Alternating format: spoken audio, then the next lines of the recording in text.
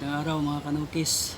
Ngayong araw ay magsishare po tayo ng isang kaalaman na kung paano po gamutin ang isang halak at sipon ng manok gamit po yung dahon ng oregano.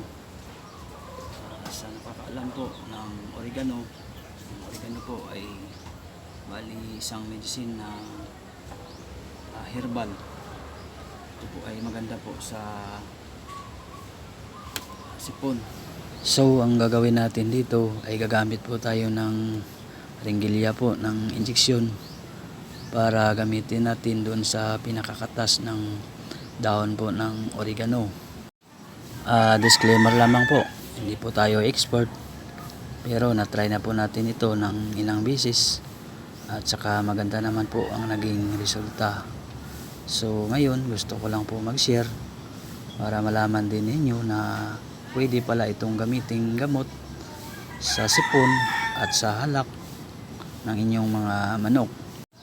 Kaya kung gusto nyo malaman, tapusin nyo po ito hanggang dulo.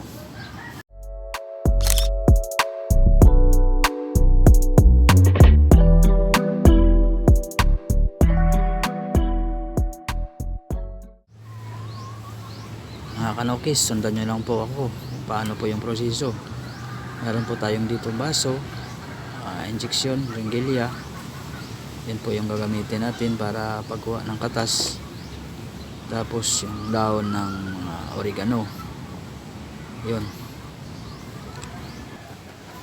Ang una po natin gagawin dito ay lilinisin muna natin yung dahon ng oregano. Bali hugasan po natin dito sa may tabo. Tapos pagkatapos po natin maghugas ay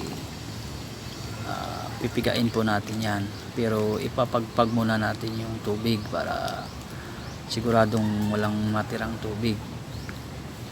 Tapos kukuha lang tayo dito ng ilang piraso para yun lamang po yung